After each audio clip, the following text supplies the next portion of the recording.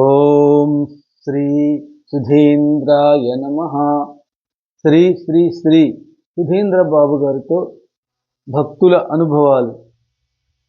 శ్రీ మాతా శాంతమ్మ అమ్మనాంబ ఆశ్రమం తణుకు వారి అనుభవాలు. శ్రీ సుధీంద్రబాబు గారు వెంటే నడుస్తూ వచ్చి వీడుకోలు ఇచ్చిన కొల్లేటి పెద్దింట్లమ్మ అమ్మవారు. నా పేరు శాంతమ్మ. పుట్టినప్పుడు సన్యసించినప్పుడు అదే పేరు. నా వయస్సు 86 సంవత్సరాలు. మొదట్లో విప్పరు రాజులు బాబుగారిని తీసుకువచ్చారు. శ్రీశైలంలో తపస్సు చేశారని చెప్పారు. ఒకసారి శ్రీశైలం నుండి మన ప్రాంతానికి రావడానికి బాబుగారు కారెక్కారు. కొంత దూరం వచ్చిన తర్వాత కారు ఆగిపోయి కదలడం లేదట. కొంతకాలం గడిచిన తర్వాత బాబుగారిని తీసుకువచ్చారట. జల్లి విప్పరులో కూడా బాబుగారి భక్తుల ఇళ్లలో పెద్ద పెద్ద ఫోటోలు ఉంటాయి. అక్కడ రాజుల ఇళ్లలో ఉండేవారట. తర్వాత వడ్లూరు వచ్చారు. ఎవరో మహానుభావులు వడ్లూరు వచ్చారు అని తెలిసి అందరితో పాటుగా నేను వెళ్ళాను. బాబుగారిని దర్శించాను. అప్పుడు నాకు మొదట దర్శనంలోనే కృష్ణునిలా కనపడ్డారు. ఆయన నుదుట ఏదో ఒక వెలుగుగా కనపడేది. తర్వాత బాబుగారు పాలమూరులో ఉన్నారని తెలిసి పాలమూరు వెళ్ళాము. దర్శనం కాలేదు. అక్కడ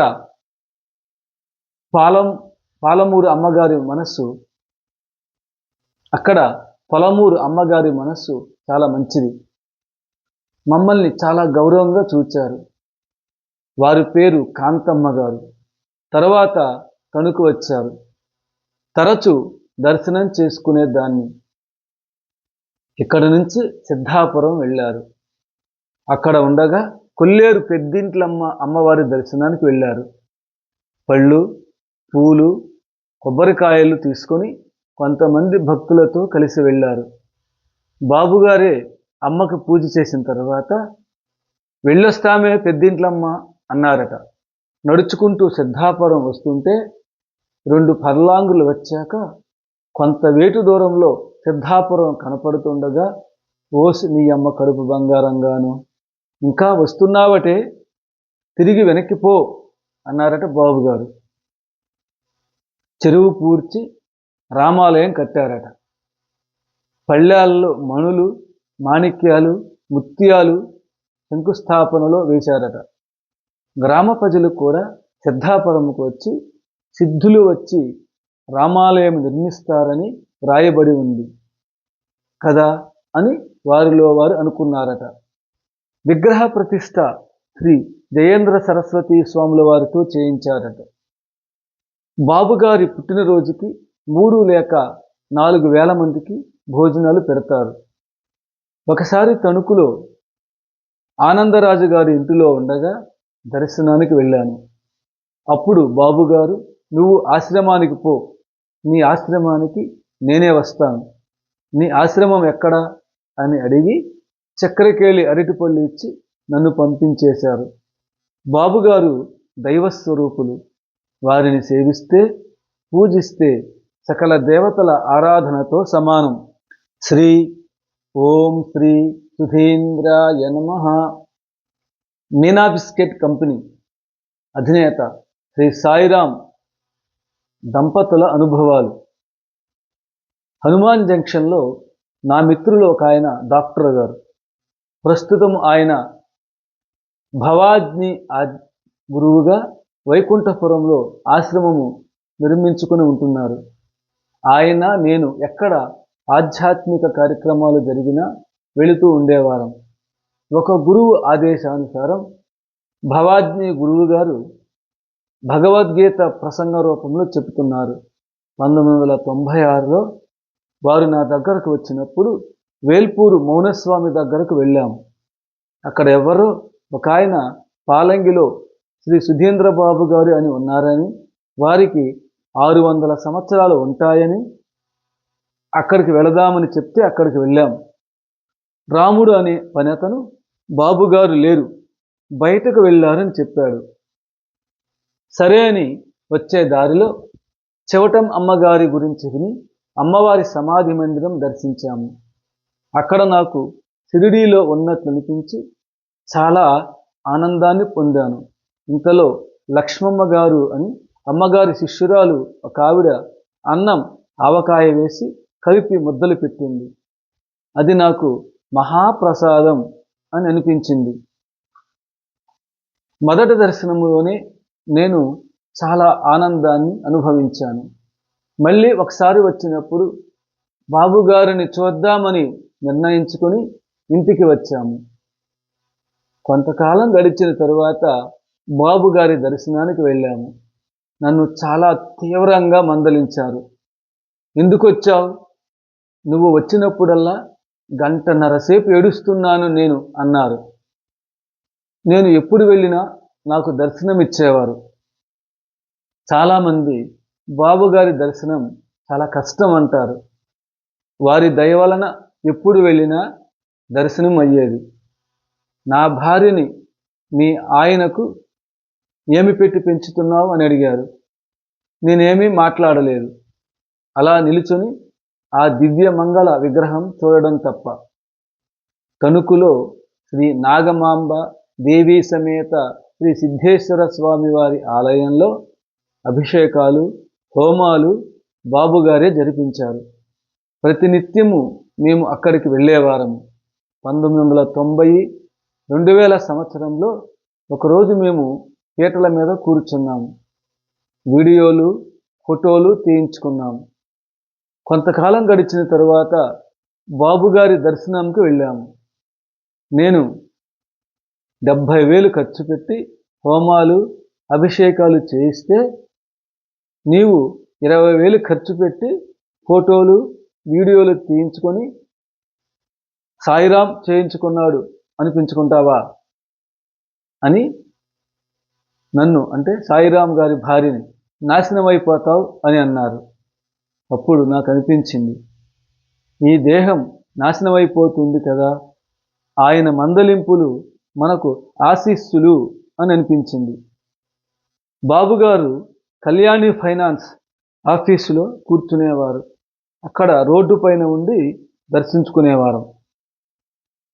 బాబుగారు చెవటం అమ్మగారికి వ్రాసిన ఉత్తరాలు, పాటలు ఉన్నాయి. పాటలు రికార్డింగ్ చేశాము. ఒకసారి చెవటం అమ్మ ఆరాధనోత్సవానికి వచ్చాము. అప్పుడు బాబుగారి దర్శనానికి వెళ్ళాము. తలుపులు వేసే ఉన్నాయి. మాలో ఒకరైన మాస్టర్ పాట పాడారు. ఉమాపతిం అంటూ తలుపులు తీసుకువచ్చి ఉమాపతిం అంట, ఉమాపతిం నీకు అర్థం తెలుసా అంటూ తలుపులు వేసేశారు. ఆ రీతిలో మాకు దర్శనమిచ్చేవారు. అప్పుడు అందరూ దూరంగా వెళ్ళిపోయారు.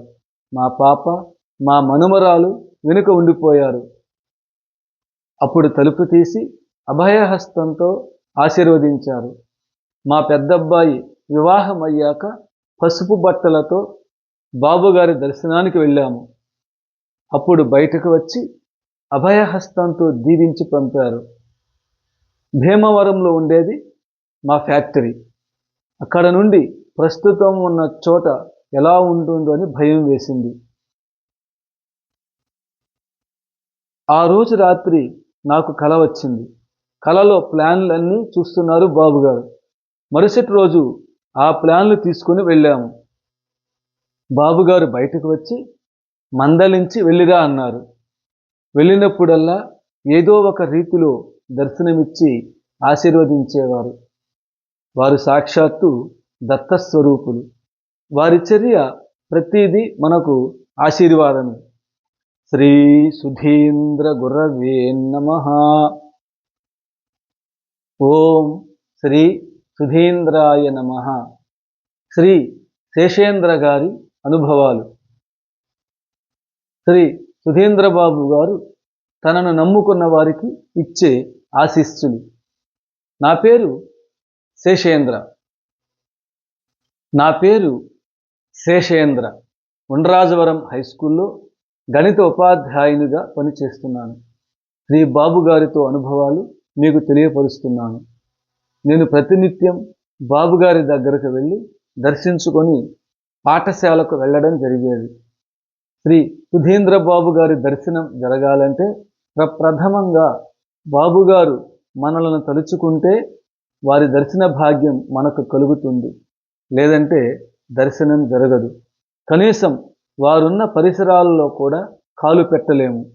ఇది శ్రీ సుధీంద్ర బాబు గారితో పరిచయం ఉన్న వారందరికీ అనుభవమే. నేను డిగ్రీ పాస్ అయిన తర్వాత 6 నెలల పాటు ప్రతిరోజు ఆయన దగ్గరకు వెళ్ళడం జరిగేది. బాబుగారి అనుజ్ఞతో ఇంటికి రావడం జరిగేది. ఇలా జరిగిన కొంతకాలం తరువాత నేను బాబుగారి దర్శనానికి వెళ్ళలేదు. వేరే వారి చేత మా ఇంటికి కబురు చేశారు. మా నాన్నగారు దత్తు గారు చిన్నతనం నుండి బాబుగారి దగ్గర పెరగడం మూలముగా మమ్మల్ని దత్తు పిల్లలని పిలిచేవారు. బాబుగారు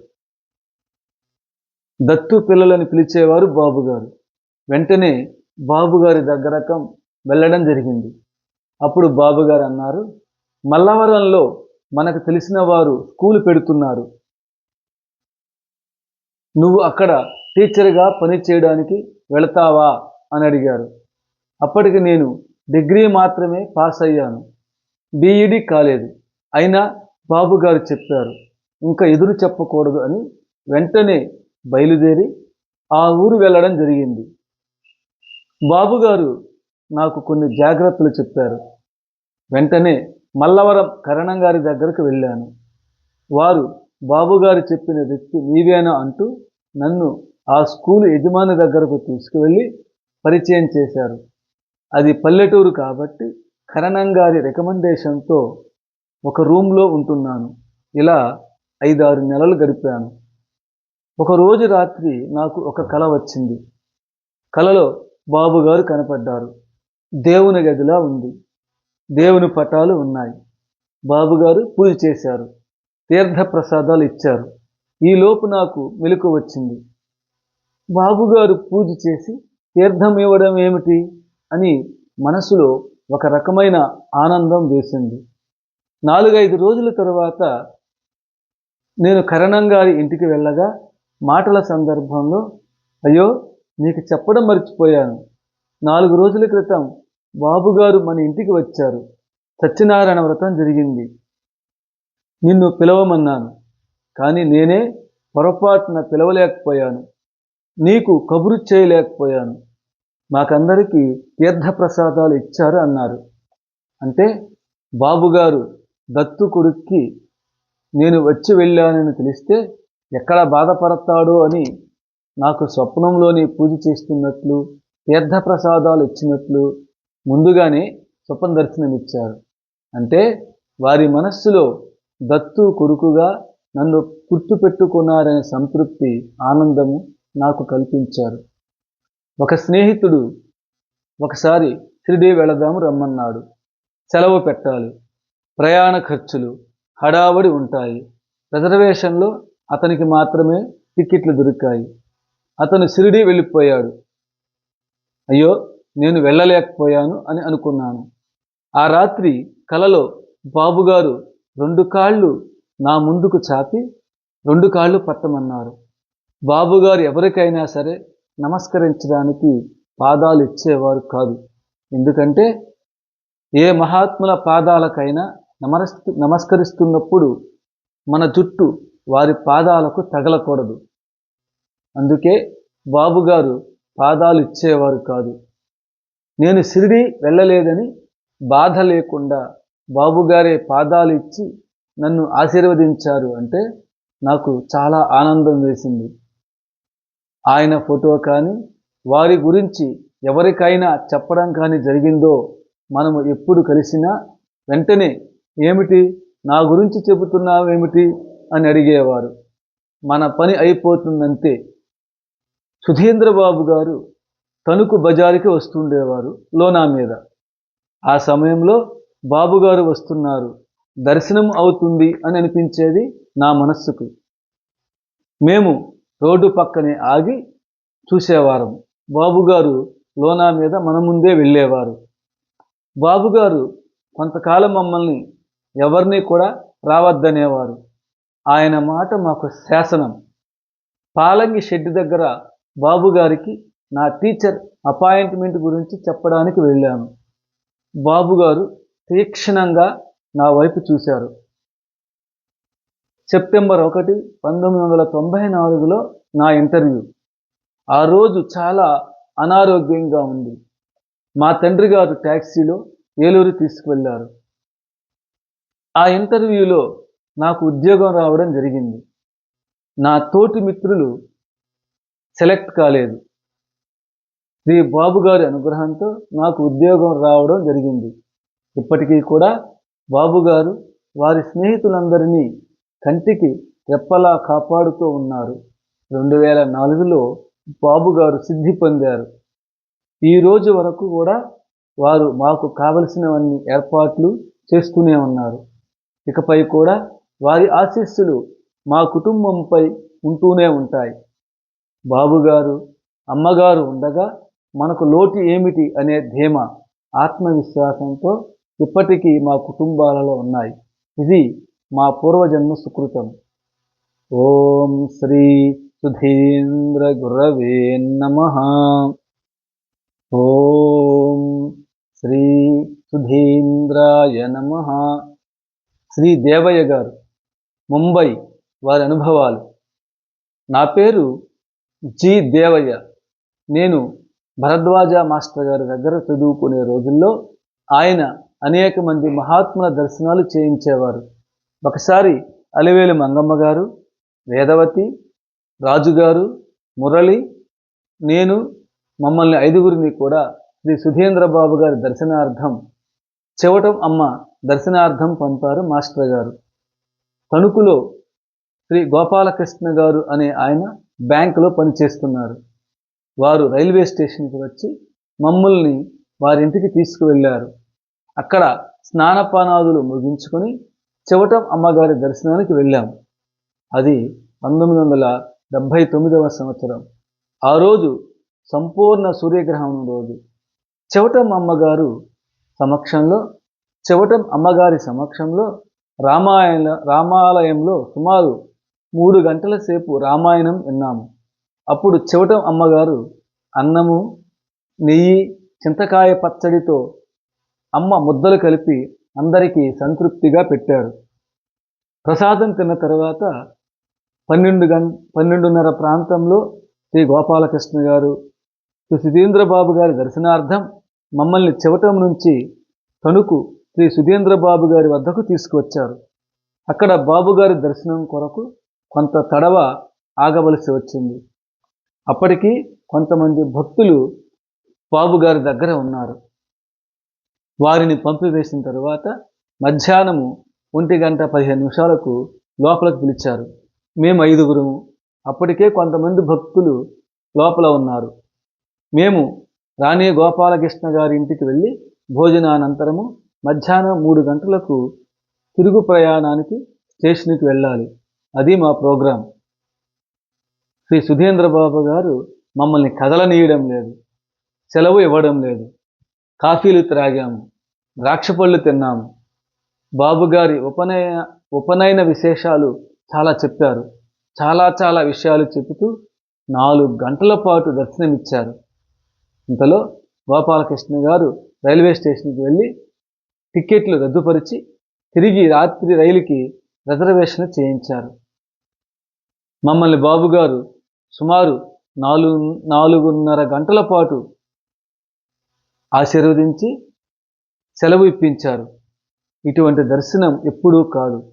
దీని అంతటికీ కారణం శ్రీ గురుదేవులు శ్రీ భరద్వాజ మాస్టర్ గారి ఆశీస్సులు అని నా భావన. శ్రీ సుధీంద్ర గురవే నమః. ఒక భక్తుడి అనుభవాలు. నాకు 1992 నుండి షిరిడీ సాయిబాబా అంటే ఇష్టం. బాబా గారితో అనుభవాలు ఉన్నాయి. అయినా ఏదో అసంతృప్తి, మనశ్శాంతి లేకుండా ఉండేది. ఒకసారి ఏదో పనిపడి చెవటం వెళ్ళాను. అక్కడ ఆనంద నిలయం వద్దకు వెళ్ళేసరికి నా మోటారు సైకిల్ ఆగిపోయింది. అలా ఆలోచిస్తూ ఉండగా ఎదురుగా ఒక దిగంబరి ఫోటో కనపడింది. ఎవరో చెప్తే లోపలికి వెళ్ళి చెవటం అమ్మగారి సమాధిని దర్శించి అమ్మగారికి దండం పెట్టుకున్నాను. అక్కడే శ్రీ సుధీంద్ర బాబు గారి ఫోటోలు చాలా ఉండడం చూసి వారిని గురించి తెలుసుకోవాలని ఆసక్తితో ఎవరినో అడిగితే వారు నారాయణమూర్తి స్వరూపులు అని, నరుడు కాదు నారాయణుడు అని, ఆ మాట అన్నది సాక్షాత్తు చెవటం అమ్మగారు అని చెప్పారు. అంతేకాదు హిమాలయాలకు వెళ్ళి తలకిందులుగా తపస్సు చేసినా కాని దర్శనం బాబుది అని అమ్మగారు చెప్పారని అక్కడ ఒకరు చెప్పగా విన్నాను.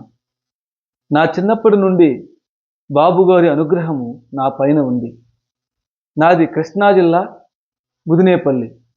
మా అమ్మగారు చెప్తుండేవారు, సిద్ధాపురంలో బాబుగారని ఒక ఆయన ఉన్నారు. ఆయన ఉదయము బాలుడిగా, మధ్యాహ్నం సాయంత్రము వ్యవసాయదారుడుగా ఉండేవారు అని మా అమ్మగారు చెప్పేవారు.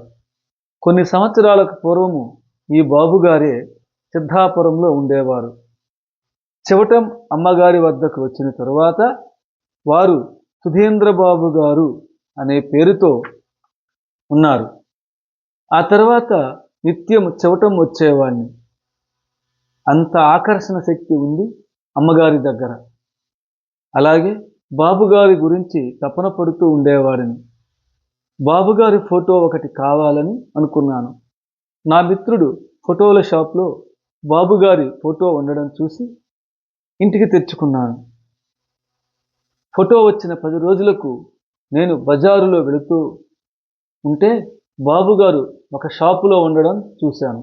బాబుగారు అతి సామాన్యులులాగా గళ్ళలుంగి కట్టుకొని పైన తెల్ల చొక్కాతో చేతిలో ఖాళీ సంచి పట్టుకొని షాపు నుండి బయటకు వచ్చి నించున్నారు.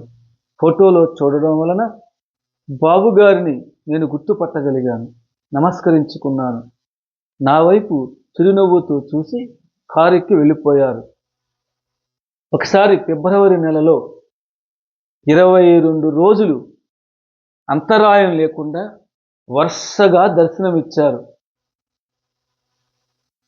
ఒకసారి పూజ గదిలో బాబుగారి ఫోటో వద్ద కూర్చొని కళ్ళమ్మట నీరుతో, బాబుగారు, చాలామంది ఇంటికి వచ్చి మీరు పలకరించి వెళ్తారు, మేము మీ భక్తులమే కదా, ఒకసారి మా ఇంటి వైపు చూడండి అని అనుకున్నాను. ఆ రోజు మంగళవారం ఉదయం 10 గంటలకు దండం పెట్టుకున్నాను. చెవటం బయలుదేరి వెళ్ళాను. అప్పటికి 4 రోజుల్లో బాబుగారి పుట్టినరోజు. నాకు ఒక అడుగు ఫోటో వచ్చింది. ఆనందంతో పులకరించింది మనస్సు.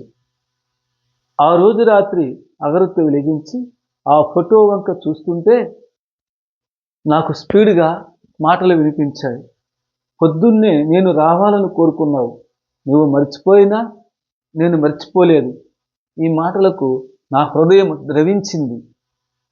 తర్వాత డిసెంబర్ రాత్రి చెవటం ఆశ్రమంలో కూర్చొని బాబుగారు మనందరినీ కరుణిస్తారు కదా, రాత్రి 12 గంటలు దాటిన తర్వాత హ్యాపీ న్యూ ఇయర్ చెబుదాం, దానికి రిప్లై ఎలా ఉంటుందో చూద్దామని హ్యాపీ న్యూ ఇయర్ చెప్పాము.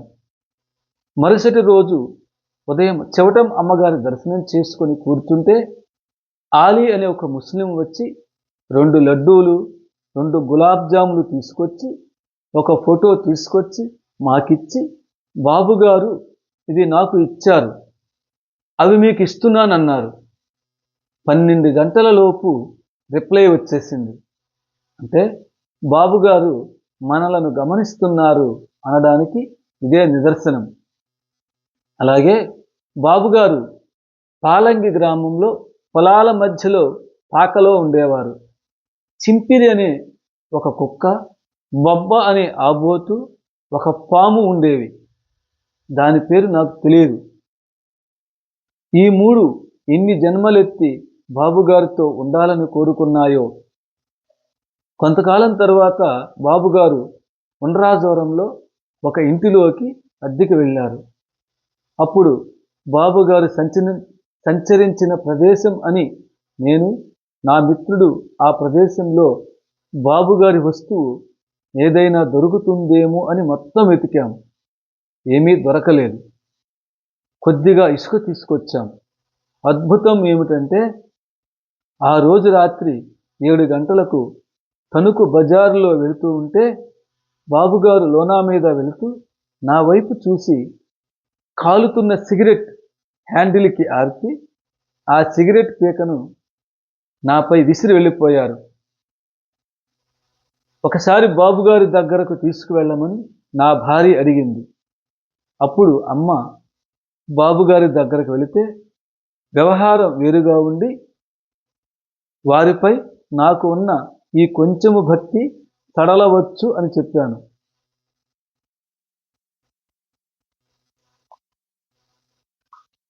ఒకరోజున నా భార్య పిల్ల బజారుకు వెళ్ళినప్పుడు బాబుగారు ఒక షాపులో ఉన్నారు. ఆ షాపు వరుసగా 3 గదులు. బాబుగారితో 4 ఉన్నారు. రోడ్డుకు అవతల వైపున బండి ఆపి ఆయనకు అదిగో బాబుగారు దండం పెట్టుకో అన్నాను. ఎవరో బాబుగారు నాకు తెలియదండి. సరే వెళదామన్నాను. అంతే, వెంటనే బాబుగారు ముందు గదిలోకి వచ్చి నిల్చున్నారు. ముగ్గురము దండం పెట్టుకొని వెళ్ళిపోదామా అన్నాను. వెంటనే బాబుగారు తిరిగి వెళ్ళి కూర్చున్నారు. ఏ జన్మ సుకృతమో! బాబుగారి కరుణ అందరిపై అలా కురిపిస్తారు. నాకు బాబు, పాప. బాబు 1992లో పుట్టాడు. 2001లో నాకు ఆడపిల్ల పుట్టింది. ఆ పాప కూడా అమ్మగారు సిద్ధి పొందిన రోజున పుట్టింది. పాప పుట్టిన 4వ రోజున నా స్నేహితుడు బాబుగారి దగ్గరకు వెళ్ళాడు. బాబుగారు చిన్న పౌడర్ డబ్బా ఇచ్చి చిన్నపిల్లకు ఉపయోగమని ఇచ్చారు. ఆ పౌడర్ డబ్బా చెవటంలో ఉన్న నాకు ఇచ్చాడు. బాబుగారు ఇచ్చిన ఆ పౌడరు మా పాపకు వాడాము. మరొకసారి తణుకులో శ్రీ నాగమాంబాదేవి సమేత శ్రీ సిద్ధేశ్వర స్వామి వారి గుడి చాలా జీర్ణావస్థలో ఉండగా బాబుగారు స్వయంగా అభిషేకాలు జరిపి 11వ రోజున అతిరుద్రయాగం చేయించారు. కావలసిన పదార్థాలు సామాగ్రి అన్నీ కూడా శ్రీ బాబుగారు పురమాయించడం జరిగింది. ఆ సందర్భంగా యాగం చేయడానికి పీటల మీద ఎవరు కూర్చుని చేస్తారు అన్న ప్రశ్న వచ్చింది. అప్పుడు బాబుగారు సమయానికి రావలసిన వారు వస్తారని చెప్పారు. నా మనస్సులో మన దగ్గర సొమ్ము లేకపోవడం వలన ఈ అదృష్టము నాకు లేదు అనుకున్నాను. అదే సమయానికి ఆ కార్యక్రమం చేసే ఋత్విక్కులు చెవటం రావడం, మా జంటని పీటల మీద కూర్చోబెట్టడం జరిగింది. పూర్ణాహుతి పెరగడం, బాబుగారు ఏర్పాటు చేసిన ప్రసాదం స్వీకరించి రావడం జరిగింది. మనసులో ఏమనుకుంటే బాబుగారు ఆ పని చేయించి మమ్మల్ని ఆనందింపచేసేవారు.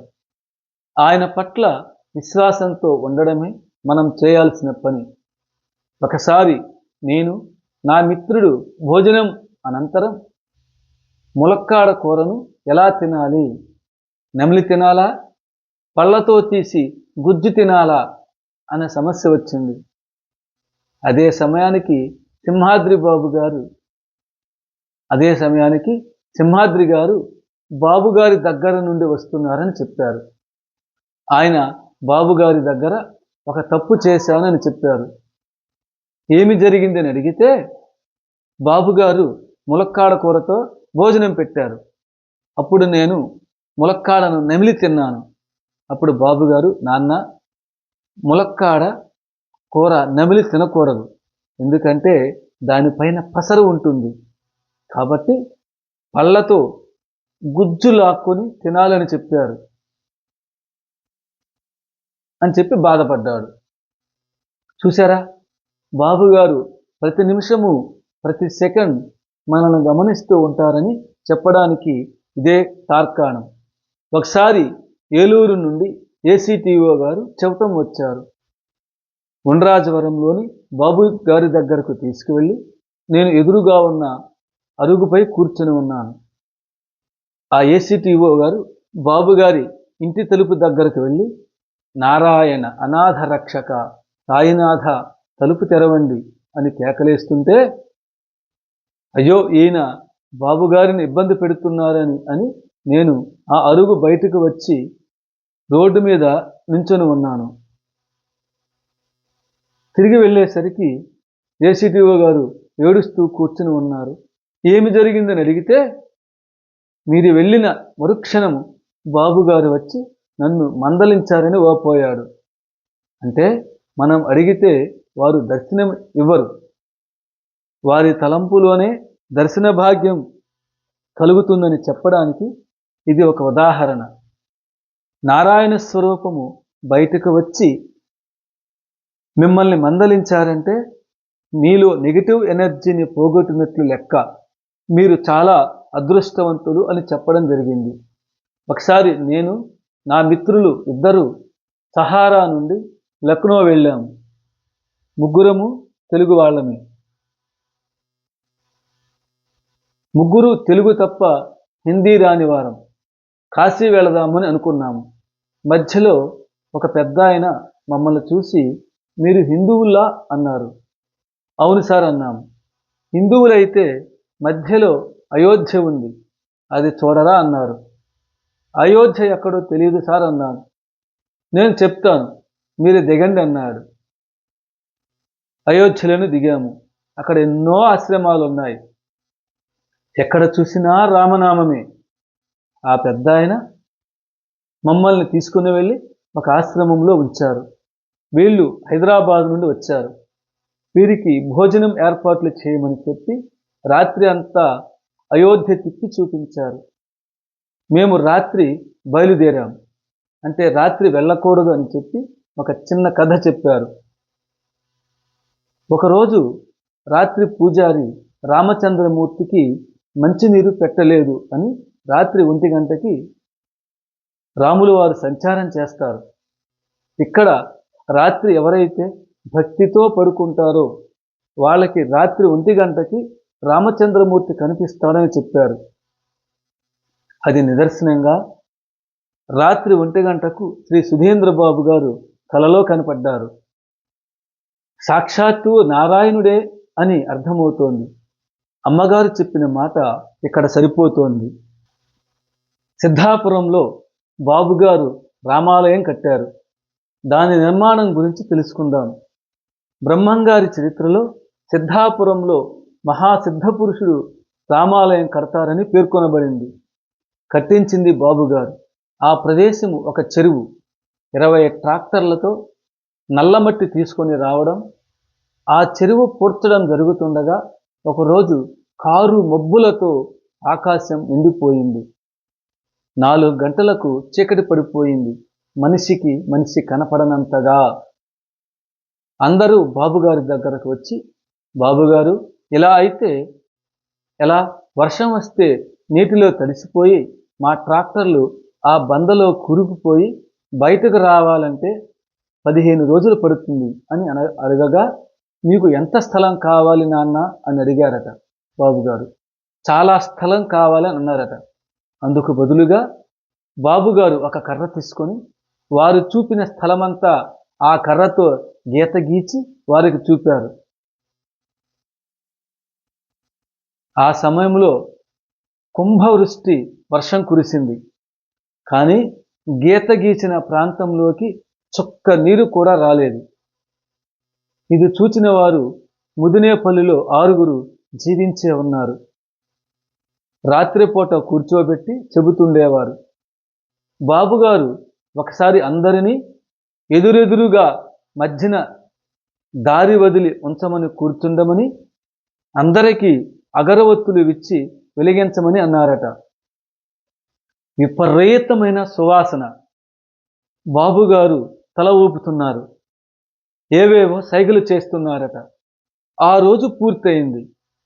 మరుసటి రోజున బాబుగారి పక్కన కూర్చున్న ఒక పెద్ద ఆయన బాబుగారిని అడిగారట. రాత్రి చాలా సుగంధ పరిమళ వాసన వచ్చింది, ఏమిటని. మరొక పెద్ద ఆయన, అదేమిటి, మీరెవరు చూడలేదా? 7 మహర్షులు వచ్చారు. వారు బాబుగారికి వంగి వంగి దండం పెట్టారు. మనం బాబుగారిని ఎలా పడితే అలా చూస్తున్నాం. వారు రెండు చేతులా నమస్కరించి మాట్లాడుతున్నారు. వారు కనపడ్డారు, కానీ వారి మాటలు నాకు వినపడలేదు. వారు వెళుతున్నంత దూరం బాబుగారికి వెన్ను చూపించకుండా వెళ్ళిపోయారు అని చెప్పారు. అప్పుడు బాబుగారు, ఏంటి నాన్న అని అతనిపై చేయి వేసిన వెంటనే అతనికి కూడా ఏమీ గుర్తులేదు. ఒకసారి ముదినేపల్లిలో కొంతమందిని బాబుగారు శ్రీశైలం అహోబిలంలో ఉపనయనానికి మంత్రాలయము, విజయవాడ, తిరుపతి, తుంబుర తీర్థం యాత్రకు తీసుకువెళ్ళారు. అప్పుడు శ్రీశైలంలో ఒక గుహ దగ్గరకు వెళ్ళినప్పుడు వెంకటేశ్వరరావు అనే ఆయన, నీ వయసు ఎంత అని అడిగితే 42 సంవత్సరాలు అని బాబుగారు సమాధానం ఇచ్చారు. నా వయస్సు 42 సంవత్సరాలేరా అన్నారట.